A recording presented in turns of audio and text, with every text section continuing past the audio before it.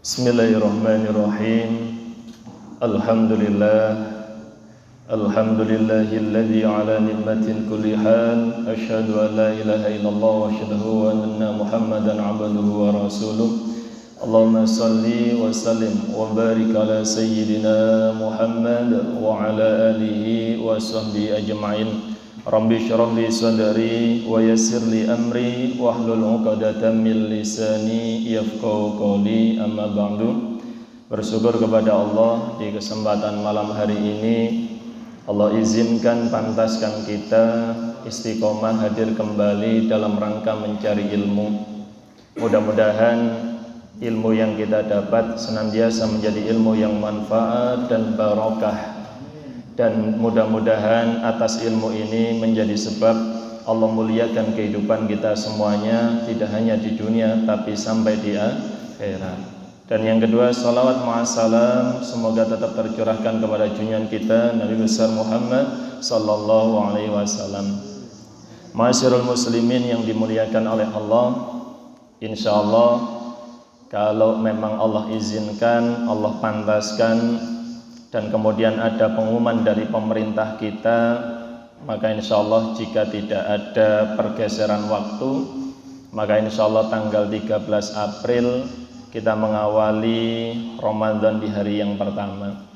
Itu artinya satu malam sebelumnya kita sudah qiyamul lail, tarawih, witir dan lain sebagainya. Mudah-mudahan dengan doa yang terbaik, Allahumma barik lana fi Sya'ban wa balighna Ramadan, kita semuanya dapat berkesempatan bertemu dengan bulan suci Ramadan. Dan insyaallah di kesempatan malam ini mempersiapkan apa yang akan kita hadapi, apa yang kemudian akan kita kerjakan di bulan Ramadan. Mengawali dari satu kalimat yang disampaikan oleh Khalifah Umar bin Abdul Aziz, man abadallaha bighairi ilmin kana ma yufsidu aktsara mimma yuslih. Malam ini ngapunten tidak membawa kitabnya karena belum saya lihat fikih Ramadannya, ternyata hanya ada fikih secara umum yang saya miliki. Insyaallah sudah saya sampaikan kepada salah satu teman di Surabaya untuk mengirimkan salah satu kitab, tetapi PDF-nya baru dikirim terlebih dahulu. Jadi mengawali dari kalimat Khalifah Umar bin Abdul Aziz diterangkan, barang siapa yang beribadah kepada Allah, maka sejatinya dia hanya akan membuat banyak kerusakan daripada mendatangkan banyak kebaikan. Oleh karena itu berangkat dari kalimat ini, dan juga ada satu hadis yang sangat masyhur, man arada dunya fa'alaihi bil ilmi wa man arada al akhirah fa'alaihi bil ilmi wa man aradahuma fa'alaihi bil ilmi. Barang siapa yang ingin mendapatkan kemudahan, kebaikan di dunia maksudnya ya, maka ada ilmunya, dan barang siapa yang menginginkan kebaikan di akhirat juga ada ilmunya, dan barang siapa yang menginginkan keduanya pun juga ada ilmunya. Maka malam ini mengawali ngaji kita tentang fikih Ramadan, yang saya ambil adalah kitab fikih Ramadan tulisan karangan dari Abul Aswad Al-Bayati. Kitab ini merupakan syarah ma'asyiral muslimin. Jadi kalau kitab fikih aslinya yang biasanya kita perdengarkan, entah itu Sulam Taufik, entah itu Safinatun Najah kalau di pesantren-pesantren itu, kemudian ada Fathul Bari, ada Fathul Mu'in, maka itu beberapa rujukan-rujukan yang utama. Mengambil banyak hadis, mengambil ayat suci Al-Quran. Dan malam ini saya sampaikan syarahnya, dan insya Allah sebelum Ramadan kita ada kesempatan 2 kali pertemuan, yakni malam ini dan Ahad depan insyaallah, dan setelah itu kita masuk di bulan suci Ramadan. Dan mengawali apa yang kemudian akan kami sampaikan di kesempatan malam hari ini, yakni menjelaskan tentang keutamaan puasa. Mengapa ini menjadi penting? Agar menjadi motivasi, agar menjadi penyemangat. Kalau bahasanya anak-anak itu menjadi booster, menjadi satu pendorong agar kita betul-betul di dalam menjalankan ibadah puasa Ramadan itu dalam kemantapan dan atas dasar ilmu. Di dalam Al-Quran diterangkan surat Al-Ahzab ayat 35. A'udzubillahi minasyaitonirrajim. Bismillahirrahmanirrahim. Innal muslimina wal muslimat wal mu'minina wal mu'minat wal qanitina wal qanitat was-shadiqina was-shadiqat was-sabirina was-sabirat ilal ayah wa ajran 'azima. Yang artinya sesungguhnya laki-laki dan perempuan muslim, laki-laki dan perempuan mukmin, laki-laki dan perempuan yang taat dalam kehambaannya, serta laki-laki dan perempuan yang benar, yang sabar, yang khusyuk dan bersedekah, dan laki-laki dan perempuan yang suka berpuasa, maka Allah akan menyediakan mereka ampunan dan pahala yang sangat besar. Jadi ini janji Allah di dalam Quran surat Al-Ahzab ayat 35, ma'asyiral muslimin. Jadi ketika kita kemudian mengerjakan puasa, maka Allah akan menyediakan ampunan dan pahala yang amat sangat besar. Sungguh kita ini betul-betul mengharapkan ampunan dari Allah. Dan andaikan tanpa ampunan dan rahmat dari Allah, sungguh kita ini tidak ada di dunia ini. Karena apa? Karena sesungguhnya kita ini memiliki banyak kesalahan, memiliki banyak dosa, tetapi kemudian tanpa kita sadari kadang dengan dosa dan kesalahan itu kita masih pede untuk berharap masuk surga. Sehingga ada guyonan kalau Nabi Adam melakukan satu kesalahan saja dikeluarkan dari surga, kita kesalahannya banyak berharap betul ingin masuk surga. Tapi tidak apa-apa, lebih baik itu daripada mengharapkan masuk neraka. Karena pilihannya hanya ada dua, ma'asyiral muslimin. Pilihannya surga atau neraka. Di dalam Quran surat Al-Waqiah pilihannya menjadi ashabul yamin atau ashabus shimal. Menjadi orang-orang yang ada di dalam kelompok kanan ataukah berada di kelompok kiri. Kelompok dalam ketaatan, kehambaan dan mengharapkan keridhaan dari Allah, ataukah kelompok yang kemudian memperturutkan hawa nafsunya. Maka ini pilihan, sehingga tentu saja kita semua yang hadir di tempat ini berharap kita semuanya insya Allah ingin masuk surga. Amin Allahumma amin. Dan diterangkan ada beberapa hal yang menjadi keutamaan berpuasa, ma'asyiral muslimin. Kan saya sampaikan dengan pelan-pelan, dengan sederhana dan menjadi satu motivasi buat kita. Yang pertama, puasa itu sebagai perisai. Apa itu perisai? Perisai itu pelindung. Jadi kalau kita kemudian perang, maka kemudian kita ini harus memiliki perisai atau pelindung. Pelindung kita hak memang Allah Subhanahu wa ta'ala. Tetapi kemudian kita ingin merasakan bagaimana kemudian puasa itu mampu menjadi benteng dan pelindung kita dari hal-hal yang buruk, dari hal-hal yang kemudian maksiat. Maka diterangkan di dalam satu hadis, ya ma'syaras sabab, meskipun ini peruntukannya kepada para pemuda, barang siapa di antara kalian memiliki kemampuan untuk menikah, maka menikahlah. Dan andaikan tidak mampu untuk menikah, belum siap untuk menikah, maka hendaknya wa man lam yastati fa alaihi bissaum. Hendaknya dia kemudian berpuasa. Kenapa? Fa innalahu wajaun. Sesungguhnya puasa itu bisa menjadi perisai. Dan tidak hanya sebatas itu, ketika kita kemudian mau berbuat dosa, ketika kita mau mengambil sesuatu yang bukan milik kita, tapi ketika kita dalam kondisi berpuasa, insya Allah ada rimnya, insya Allah ada kontrolnya. Ya Allah saya puasa, ya Allah nggak jadi misalkan seperti itu. Maka inilah maksud keutamaan dari puasa. Yang pertama adalah menjadi perisai. Dan yang kedua, ma'asyiral muslimin, keutamaan puasa itu, puasa mampu menjadi sebab kita masuk surga. Diterangkan di dalam satu hadis, qultu ya Rasulullah, aku bertanya kepada Rasulullah Muhammad sallallahu alaihi wasallam, akhbirni bi'amali, kabarkan kepadaku amalan apa yudkhilnil jannah, yang menjadikan aku pantas masuk surga. Dan Nabi pun kemudian mengatakan, alaika bissaum. Apa artinya?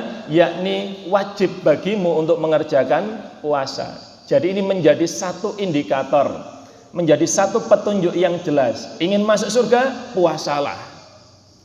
Tapi sholat saya belum baik, bacaan Al-Quran saya belum baik. Insya Allah ketika kita nanti berpuasa, motivasi kita untuk beribadah kita itu nanti akan semakin tinggi. Motivasi kita untuk kemudian belajar taklim, mencari ilmu itu akan semakin tinggi. Dan insya Allah dengan puasa akan menjadi sebab Allah bukakan pintu-pintu kebaikan untuk kita mau masuk ke dalamnya. Ada kesempatan takjil, ambil. Ada kesempatan membaca Al-Quran, baca. Ada kesempatan untuk kemudian bersedekah, kerjakan. Maka insya Allah boleh seorang mukmin mengerjakan ibadah dengan iming-iming surga. Meskipun dalam satu kajian tasawuf diterangkan di dalam kitab Ihya Ulumuddin bahwa sesungguhnya surga dan neraka itu nanti adalah makhluk, dan boleh jadi makhluk itu kemudian akan binasa. Tetapi kajian ini tentu perlu diskusi yang mendalam ma'asyiral muslimin. Dan andaikan tidak ada basyira wa nadhira, kabar gembira dan peringatan, ya mungkin kita tidak akan mengerjakan kebaikan-kebaikan itu. Tahapan kita adalah di makom syariat. Makom syariat adalah butuh iming-iming, butuh janji-janji kebahagiaan, keselamatan, kemuliaan, butuh janji-janji selesainya solusi kehidupan kita, butuh janji dikabulkannya hajat kita. Dan itu boleh. Kenapa? Karena yang kita sandarkan mintanya kepada Allah Subhanahu wa ta'ala. Sehingga sekali lagi poin yang kedua, jika kita ingin masuk surga maka berpuasalah. Insya Allah itu menjadi satu bagian yang baik untuk kita. Kemudian yang ketiga, ma'asyiral muslimin yang dimuliakan oleh Allah, apa keutamaan puasa berikutnya? Nanti setelah saya menjelaskan ini, silahkan barangkali ada pertanyaan yang sifatnya tentang fikih, sebenarnya akan saya siapkan di pertemuan berikutnya. Jadi hari ini berbicara tentang keutamaan puasa dan keutamaan Ramadan, biar menjadi motivasi awalnya. Insya Allah pertemuan berikutnya kita akan berbicara tentang fikih. Tetapi tidak menutup kemungkinan kalau malam ini ada pertanyaan tentang fikihnya puasa, syarat sah, syarat wajib, siapa yang kemudian diwajibkan fidyah, berapa besarnya fidyah, siapa yang diwajibkan untuk mengqadha, dan kemudian bagaimana tata cara dan lain sebagainya. Yang ketiga, keutamaan puasa adalah mampu menghasilkan pahala yang tanpa batas. Diterangkan oleh Nabi, kullu amali bani Adam yudha'af. Yudha'af ini artinya terus berlipat, dilipat gandakan pahalanya oleh Allah. Bahkan diterangkan oleh Nabi, al-hasanatu bi asyri amthaliha. Satu kebaikan itu akan dilipat gandakan 10 kebaikan. Bahkan al-hasanatu bi asyri amthaliha ila sab'ima atadhafin. Dan boleh jadi tidak hanya 10 balasannya, tapi bisa sampai hingga 700 kali lipat. Dan kemudian Allah Azza wa Jalla berfirman, berarti ini hadis qudsi, illa saum. Jadi kalau semua kebaikan itu akan dibalas dengan 10 kebaikan, dengan 700 kebaikan, artinya kebaikan ini bisa dimaknai dunia dan di akhirat. Tetapi khusus untuk puasa, ma'asyiral muslimin, fa innahu li wa ana ajzi bih. Poso iku urusanku. Puasa tidak akan saya terangkan berapa banyak kebaikan di dalamnya, berapa banyak kebaikan sebagai balasannya. Tetapi Allah lah yang kemudian akan mengganjarnya sendiri, dan Allah sendiri yang akan membalasnya tanpa hijab. Jadi kalau kita itu melakukan kebaikan, maka kadang Allah membalas kebaikan itu melalui makhluk yang lain. Kalau kita melakukan satu ketaatan, maka kadang Allah menjadikan ketaatan kita itu dibalas dengan peristiwa-peristiwa tertentu. Sehingga ada kalimat in ahsantum ahsantum li anfusikum wa in asatum falaha, Al-Isra ayat 7. Atau di dalam surat Ar-Rahman, hal jazaul ihsan illal ihsan. Tidaklah kebaikan itu balasannya juga kebaikan. Kalau Al-Isra ayat 7 tadi, setiap kebaikan itu akan kembali kepada yang melakukan dalam bentuk kebaikan. Dan barang siapa yang berbuat keburukan, maka keburukan itu sejatinya juga akan kembali kepada dirinya sendiri. Maka orang-orang mukmin kalau tahu ayat ini, wajib hukumnya kokoh dan tenang. Manakala dizalimi oleh siapapun, tenang. Karena apa? Keburukan apapun yang dilakukan orang lain kepada diri kita, wa in asatum falaha, balik ten awake dhewe, dateng tiyang sing mendolimi kita. Dan kalau ada kebaikan yang dilakukan, maka sejatinya kebaikan itu akan kembali kepada diri kita sendiri. Bahkan kebaikan itu bisa kita rasakan dampaknya sebelum kebaikan itu diterima oleh orang lain. Contoh, jenengan misalkan mau bersedekah, mau memberikan takjil, mau menyantuni yatim atau duafa, itu baru membawa makanan dari rumah itu loh, sudah bungah manah itu kalau dalam bahasa kita, sudah seneng. Padahal si penerimanya belum menerima, belum mendapatkan kesenangan. Tapi kita sudah mendapatkan kesenangan terlebih dahulu. Oleh karena itu, kami mengatakan jangan bosan-bosan untuk berbuat baik. Dan kalau kebaikan kita tidak dibalas baik, ngeteri gedang susu dibalas gedang kelotok, maka silakan dijadikan rujak ma'asyiral muslimin. Golekno lombok sing rada kathah, sing rada akeh, disambel pedes pun sukeco, keringet sak jagung-jagung. Andaikan kita kemudian mengirimkan satu makanan yang baik, ternyata kita dikirimi bubur misalkan, ya sudah, tambahkan dengan beberapa potongan ayam jika memang tidak ada ayamnya, tambahkan dengan beberapa butir kacang, maka jadi nikmat lagi. Tergantung bagaimana kita mengolahnya, manajemen diri kita, insya Allah itu akan menyelamatkan kita. Kembali lagi, bahwa sekali lagi keutamaan puasa yang ketiga akan mendapatkan pahala tanpa batas. Ini saya agak maraton. Kemudian yang keempat, keutamaan puasa adalah mampu mendapatkan dua kebahagiaan. Diterangkan oleh Nabi, lisoimi farahtani. Sesungguhnya orang yang berpuasa itu dapat dua kebaikan. Kebaikan yang pertama, farhatun inda fitrihi, yakni saat ketika kita sedang berbuka. Kan tidak mungkin kita berbuka itu kemudian tidak bahagia. Tidak mungkin ketika kita berbuka itu tidak senang, pasti senang. Nyuwun sewu perkara utangaken gak sepiro dipikir nemen-nemen. Pokoknya buka, terdengar adzan maghrib, alhamdulillah ya Allah. Meskipun itu hanya seteguk air, maka ini penting. Dan tambahan catatan saya ma'asyiral muslimin, mudah-mudahan ini bisa difahami, bukan mempertentangkan tetapi mempertemukan. Ketika saya agak masuk ke fikih nggih, mumpung ingat. Ketika kita dengar adzan maghrib, biasanya yang akan kita lakukan pertama kali berdoa dulu atau berbuka dulu? Berdoa dulu. Doa apa yang kita baca ketika kita dengar adzan maghrib? Yang masyhur doanya langsung dibaca, Allahumma lakasumtu wa bika amantu wa ala rizkika aftartu. Ada yang langsung birahmatika ya arhamar rahimin, ada yang ditambahkan zahabat dhama'u wa batallatil uru'u wa thabatal ajru insyaallah.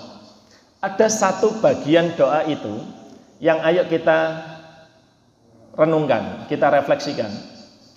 Bagian doa zahabat dhama'u, ma'asyiral muslimin, ini artinya adalah telah hilang dahaga bagiku.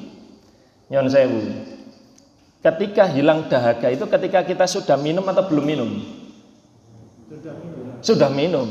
Kan nggak mungkin begitu lihat air telah hilang dahaga bagiku, kurang diombe kok wis ngelake hilang, kan tidak mungkin. Maka ada satu ulama yang itu kemudian berpendapat bahwa doa itu lebih afdal dibaca setelah minum. Karena ada teks zahabat dhama'u. Kecuali jenengan tidak menggunakan doa itu, tidak masalah. Maka kalau saya secara pribadi begitu dengar adzan, yang pertama yang akan saya baca adalah doa agar puasa saya hari ini diterima dan orang-orang mukmin muslimin muslimat juga diterima. Doanya biasanya dibaca oleh para imam salat tarawih atau witir. Allahumma rabbana taqabbal minna salatana wa siyamana walil jamil muslimin wal muslimat, dan seterusnya. Ini amalan secara pribadi, dan saya meyakini bahwa ketika kita berbuka dan kita hanya berdoa untuk diri kita sendiri, kok sawangane egois. Apalagi kalau saya langsung berdoa Allahumma lakasumtu, padahal belum tentu puasa saya ini diterima, karena mungkin ada hal yang membatalkan pahala puasa saya atau yang mengurangi pahala puasa saya, maka saya lebih menyarankan membaca doa yang pertama itu dulu, agar puasa kita diterima oleh Allah, dan doakan juga orang-orang muslimin dan muslimat juga diterima amal ibadahnya. Kemudian yang kedua, baru kemudian berdoa mau makan atau mau minum. Allahumma barik lana fima razaqtana wa qina adzabannar. Lalu kemudian minum. Begitu minum selesai, maka bagi yang mendawamkan doa ada zahabat dhama'u, pas. Bagi yang tidak menggunakan doa itu langsung birahmatika ya arhamar rahimin, di awal langsung membaca Allahumma lakasumtu wa bika amantu wa ala rizkika aftartu birahmatika ya arhamar rahimin, minum juga tidak apa-apa, tidak salah. Tidak menyalahi apa yang kemudian ditetapkan oleh Rasulullah. Tetapi ketika bagi yang mendawamkan atau sudah terbiasa dengan kalimat zahabat dhama'u, silakan lihat teksnya, artinya. telah hilang dahaga bagiku. Lah ayo direnungkan, belum diminum haus kita sudah hilang. Sakti jenengan delok tok wis langsung dibatin. Wis gak ngelak wisan. Ngapunten nggih. Jadi ini tambahannya. Jadi sekali lagi ketika kita berbuka itu adalah kesempatan kita bahagia. Dan kapan kebahagiaan yang kedua bagi orang yang berpuasa? Wa farhatun inda liqa'i rabbi, yakni tatkala bertemu dengan Allah. Hadirin sekalian dimuliakan oleh Allah, ketika kita meninggal itu kan kemudian mengalami beberapa fase perjalanan.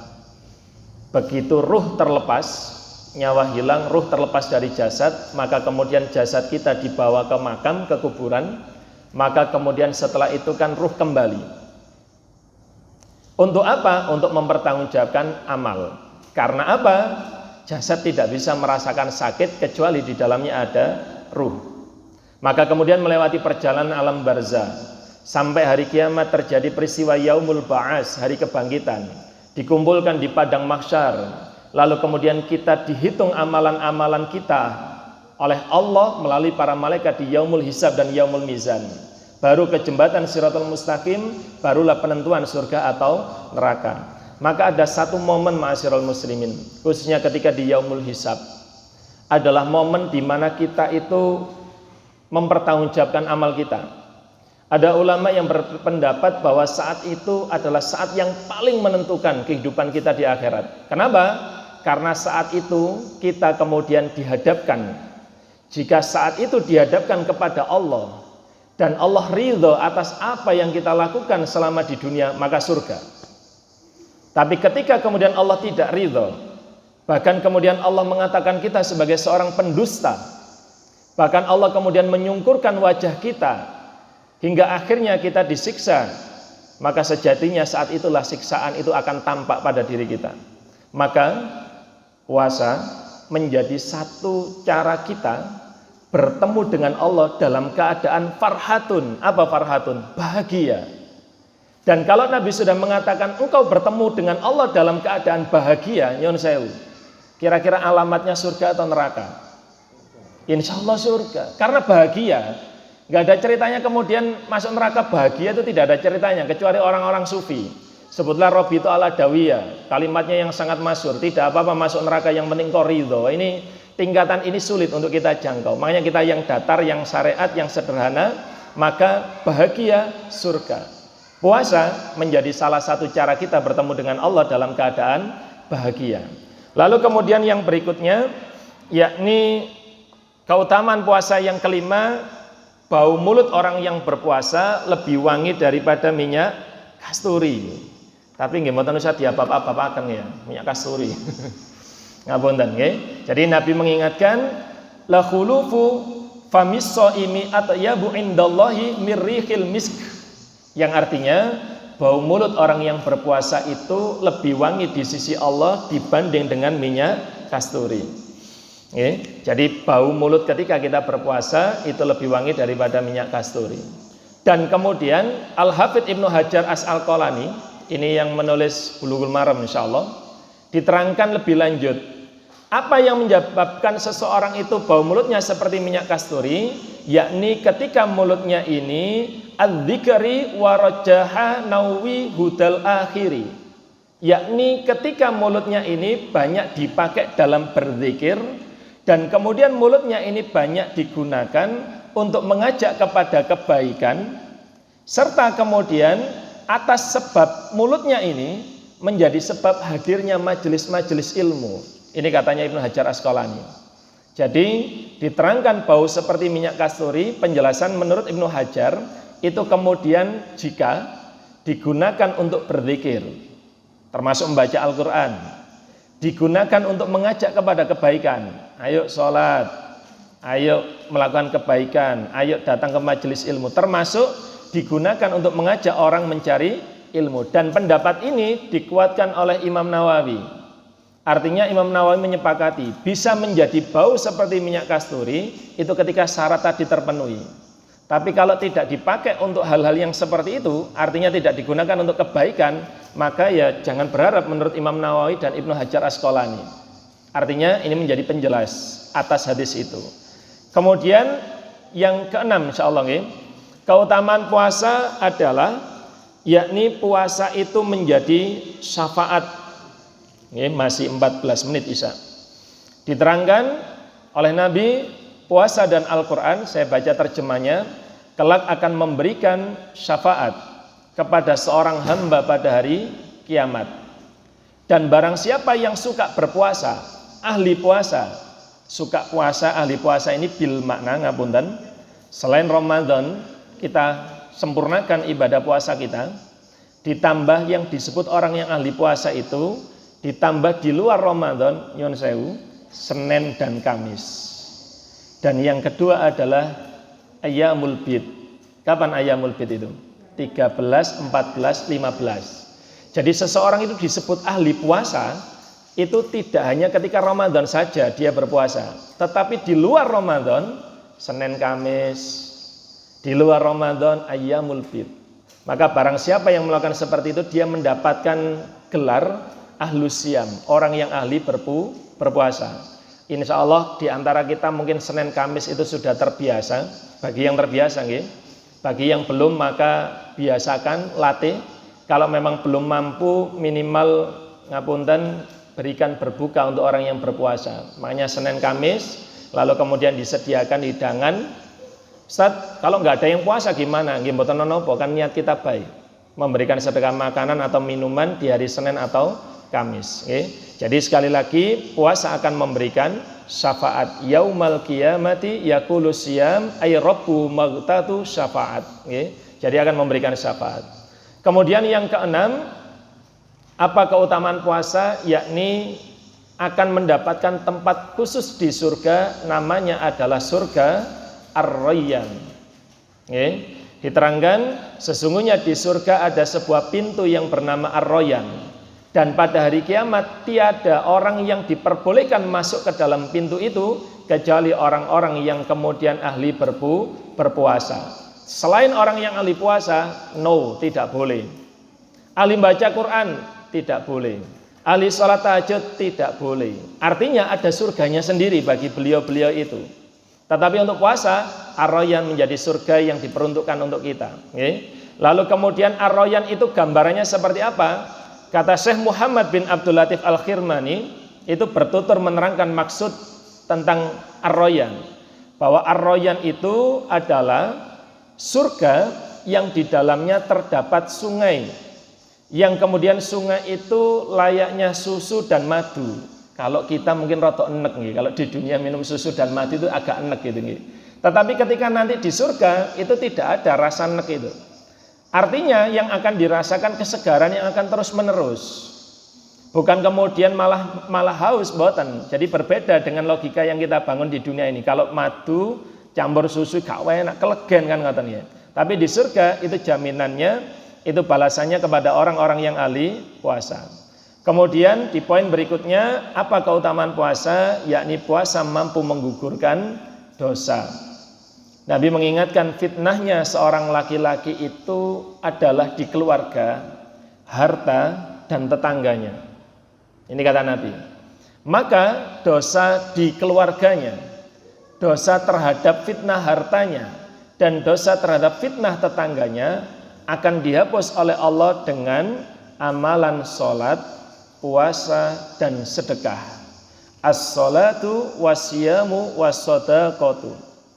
Artinya ini yang terjadi adalah pada sisi dosa akibat fitnah, bukan dosa muamalah. Karena kalau muamalah tetap kita punya kewajiban untuk saling meminta maaf dan memberikan maaf. Tidak bisa kita salah kepada tetangga hanya istighfar saja, hanya sholat sunnah taubat saja, tidak bisa ma'asyiral muslimin. Ustaz, bagaimana jika kami sudah minta maaf tapi mereka tidak memaafkan? Selesai tugas panjenengan. Karena perintahnya adalah ketika kita berselisih di dalam surat Al-Imran ayat 139, fa'fu anhum, maafkan.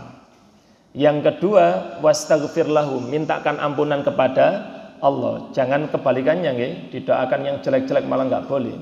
Dan yang ketiga, ini poin yang paling penting dan yang paling tidak mudah. Kalau kita mau memaafkan kesalahan orang lain itu gampang. memintakan ampunan kepada Allah itu insya Allah juga agak mudah, meskipun kadang juga berat gitu ya. Dengan kesalahan orang lain kadang kita ya Allah kan gitu ya, rotok suaranya agak berat gitu ketika memintakan maaf kepada Allah atas dosa orang itu. Tetapi ini harus dilakukan. Dan poin yang ketiga, wasyawirhum fil amr, bermusyawarah, menyambung silaturahim kembali. Seburuk apapun perilaku mereka, tetap kita harus berbuat baik. Kenapa? Karena Allah sudah baik kepada kita, maka tugas kita membalas kebaikan Allah dengan kebaikan, bukan membalas manusia. Karena kalau ukurannya manusia itu kadang naik kadang turun, tergantung keadaan dan suasananya.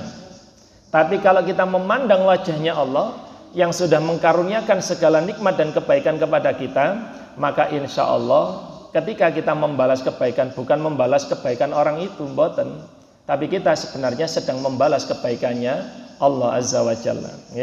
Kemudian ma'asyiral muslimin yang berikutnya, yakni keutamaan tentang bulan Ramadan.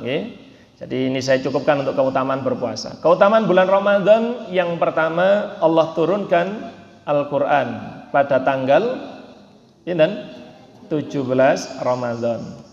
Di dalam Al-Quran surat Al-Baqarah ayat 185, Syahrul Ramadan alladzi unzila fihil Quran. Sejatinya bulan Ramadan itu bulan yang diturunkan Al-Quran. Sebagai apa? Hudal linnas, sebagai petunjuk. Wa bayyinatin minal huda wal furqan, dan sekaligus menjadi penjelas dan pembeda antara yang hak dan yang batil. Saya ingin bertanya ngapunten, kapan Al-Quran menjadi petunjuk kira-kira? Ketika, ini biar tambah paham, kapan Al-Quran menjadi petunjuk? Yakni ketika kita baca, ngoten nggih? Nggih, ngoten nggih. Al-Quran itu baru akan menjadi petunjuk ketika kita baca. Ngapunten, misalkan saya membaca Innal ladzina kafaru sawa'un 'alaihim a'andzartahum am lam tundzirhum la yu'minun. Khatamallahu 'ala qulubihim wa 'ala sam'ihim wa 'ala absarihim ghishawatun wa lahum 'adzabun 'adzim. Apakah sudah jadi petunjuk? Belum. Lalu kapan menjadi petunjuk? Ketika kita baca terjemahnya. Ketika kita baca artinya. Maka ini ada ilmu terapan. Saya dapat dari satu komunitas namanya Pola Pertolongan Allah, dan ada komunitas namanya Magnet Rezeki. Dalam setiap kehidupan kita pasti semuanya punya masalah, leres nggih? Dan tidak ada yang lebih tahu solusi atas masalah kita kecuali Allah. Maka bagaimana caranya ketika kita dapat masalah dan kemudian Allah memberikan solusinya? Ada satu ilmu namanya ilmu garbu ta'ala, ma'asyiral muslimin. Ini ilmu terapan. Apa itu ilmu garbu ta'ala? Guru fisika menerangkan, kalau ada satu garpu di ujung dan garpu di ujung yang lain dipukul dengan sendok atau dengan garpu atau dengan logam, maka garpu di ujung yang lain ikut bergetar. Ini ilmu resonansi kalau tidak salah ya, dalam dunia pendidikan. Kalau anak-anak mungkin masih ingat, telepon-teleponan pakai umplung nak. Ada umplungnya tahu umplung ya, kaleng tempatnya susu itu, kemudian ada benang. Pernah ya? Jadi kemudian kita ngomong halo, yang di sana juga terdengar suaranya halo. Maka kalau di dalam Al-Quran namanya sibghoh. Sibghoh ini ikatan Allah yang sampai kepada diri kita. Dan kemudian ketika kita punya masalah, Allah selalu tahu solusinya. Dan caranya bagaimana? Ilmunya namanya garbu ta'ala. Maka ketika itu kemudian kita lakukan, insya Allah kita dapat solusinya. Caranya bagaimana Ustaz? Ambil Al-Quran yang ada terjemah. Ketika jenengan ada masalah, ambil air wudhu, ambil Al-Quran yang ada terjemah, awali dengan istighfar, awali kemudian dengan sholawat, lalu kemudian dengan tasbih, lalu jangan berdoa. Ya Allah, pilihkan atasku ayat yang menjadi nasihat, menjadi solusi atas kehidupanku. Maka kemudian jenengan buka sambil mengumandangkan takbir, Allahu Akbar secara acak. Terus telunjuk tangan kanan itu menunjuk salah satu tempat, bebas mawon, tidak usah direncanakan. Artinya dalam kondisi memejamkan mata, langsung ditunjuk Allahu Akbar.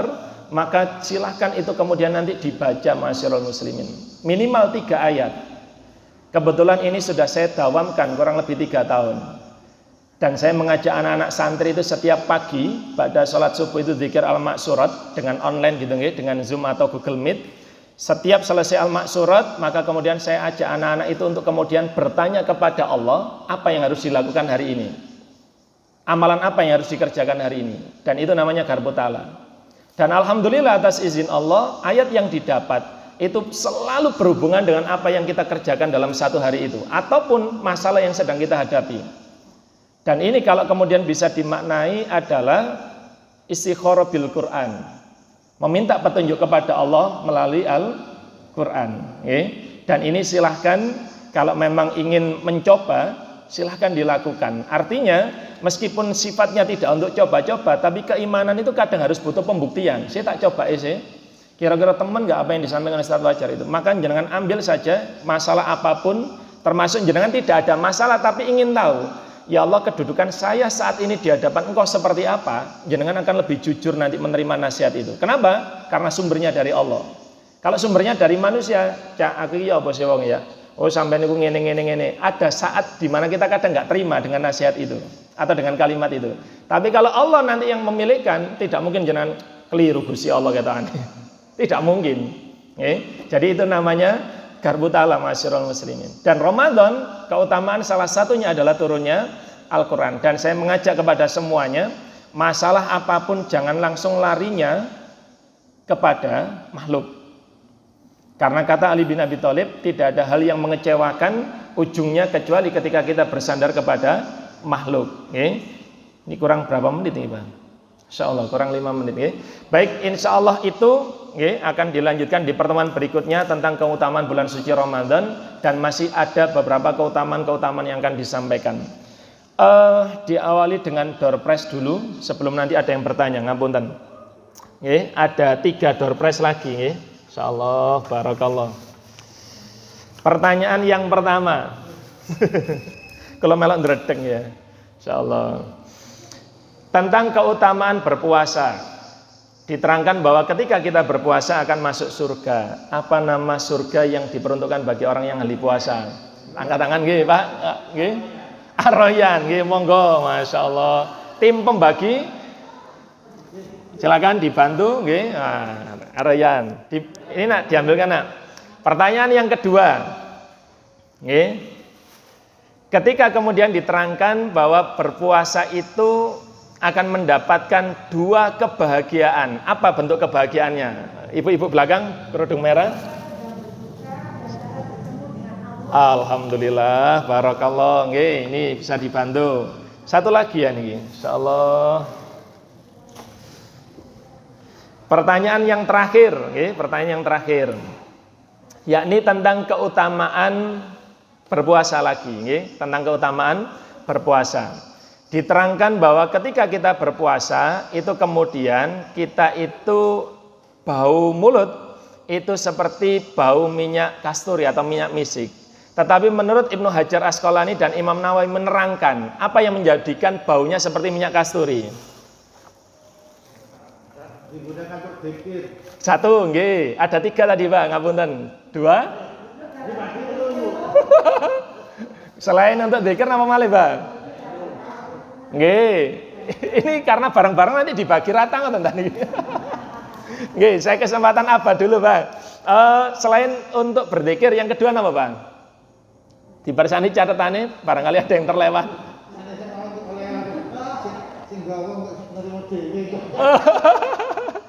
Nggih, baik, mungkin ini diperuntukkan apa? Ngapunten untuk anak yang ikut membagi ngoten, Bang, nggih? Atau yang apa? Diberikan pertanyaan satu lagi. Oh, diberikan pertanyaan satu lagi. Oh, nggih pun, nggih. Jadi jawabannya adalah ketika dipakai untuk berzikir, dipakai untuk mengajak kebaikan, dan dipakai untuk mengajak orang untuk hadir di majelis ilmu, nggih. Pertanyaan yang berikutnya, yakni tentang keutamaan puasa lagi. Bahwa sesungguhnya puasa itu akan menjadi sebab seseorang mendapatkan syafaat. Dan kemudian syafaat itu akan menjadi sebab dihapuskannya dosa atas fitnah yang terjadi.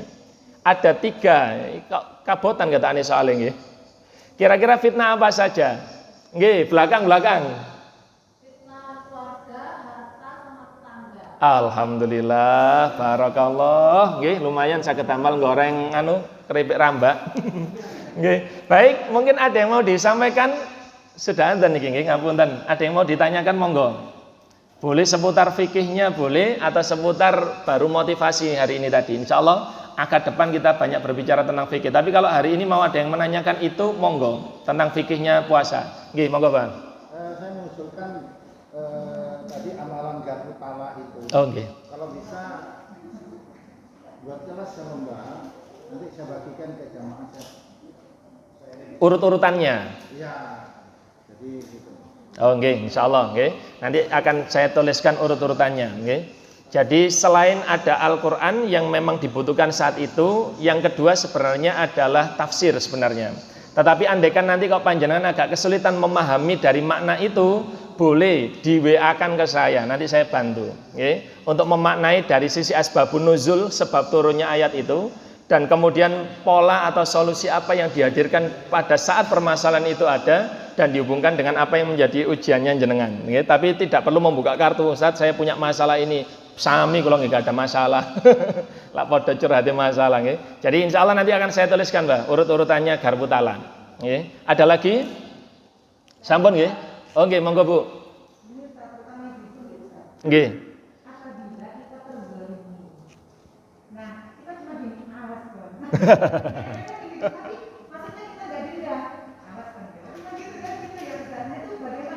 Kortisolnya keluar. Nggih, kalau dalam dunia medis nama hormonnya. Nggih. Kortisol. Wah, masyaallah.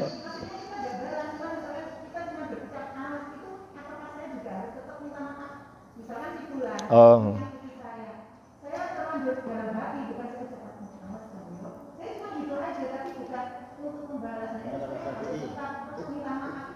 Nggih.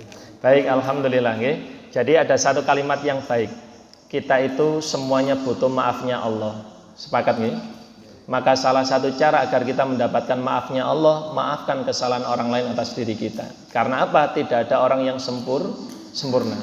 Kita sendiri juga punya kekhilafan, kesalahan, baik itu yang kita sengaja maupun yang tidak. Insya Allah, kalau kita beriman, kesengajaan itu tidak ada insya Allah. Tapi kadang tidak kita sengaja. Maka bagaimana jika kemudian kita sudah terlanjur mengucapkan awas kan ya? Artinya kan itu sebuah nada yang negatif, sebuah pikiran kalimat lisan yang negatif. Maka bagaimana untuk menebusnya? Maka ucapan yang buruk harus ditebus dengan ucapan yang baik. Artinya jika ucapan itu belum sampai kepada telinga si fulan, kita tidak punya kewajiban. Tidak punya kewajiban. Okay? Tetapi kalau itu kemudian sampai kepada telinga si fulan, maka kita punya kewajiban meminta maaf. Okay? Jadi dan kita juga harus membiasakan mulai sekarang dan seterusnya, keburukan apapun yang orang lain lakukan kepada kita, ngapunten kajian tasawuf sedikit, itu juga atas izin Allah. Karena manusia hakikatnya di dalam kitab Al-Hikam tidak bisa berbuat apa-apa kecuali Allah yang menggerakkan. Maka bacalah sebagai pesan cintanya Allah. Ketika ada orang mendolimi kita, kita introspeksi diri. Fokus saja untuk memohon ampunan kepada Allah. Dan dengan apa yang Allah izinkan dan pantaskan kepada kita, kita tetap berbaik saja kepada siapapun. Insya Allah semuanya juga akan kembali kepada diri kita. Allahumma sholli ala Muhammad wa ala ali sayyidina Muhammad walhamdulillahi rabbil alamin hamdan syakirin hamdan na'imin hamdan yuafini wa yukafi mazidan ya rabbana lakal hamdu kama yanbaghi li jalali wajhika karimi wa 'azimi sultanik amsayna wa amsal mulku lillah walhamdulillahi la syarika lah la ilaha illa huwa wa ilaihin nusyur amsayna ala fitratil islam wa kalimatil ikhlas wa ala dini nabiyyina Muhammadin sallallahu alaihi wasallam Allahumma inni amsaytu minka fi ni'mati wa عافيتي وستر فأتم علي نعمتك وعافيتك وسترك في الدنيا والآخرة اللهم بارك لنا في شعبان وبلغنا رمضان ربنا تقبل منا إنك أنت السميع العليم وتب علينا إنك أنت التواب الرحيم واهدنا وفقنا إلى الحق وإلى طريق مستقيم ببركة طلب العلم في هذا المجلس كريم مبارك ربنا آتنا في الدنيا حسنة وفي الآخرة حسنة وقنا عذاب النار صلى الله على سيدنا Muhammad walhamdulillahi rabbil alamin. Al-Fatihah. Istighfar 9 kali dalam hati. Astagfirullahaladzim. Astagfirullahaladzim. Doa kafaratul majlis. Subhanakallahumma wa bihamdika asyhadu an la ilaha illa anta astaghfiruka wa atubu ilaik. Pangapunten sangat kalau ada salahnya, kelirunya, kurangnya kepada semuanya, dan mudah-mudahan akad depan kita masih dipanjangkan usia kita untuk bisa silaturahim dan thalabul ilmi kembali. Akhirul kalam, wassalamualaikum warahmatullahi wabarakatuh.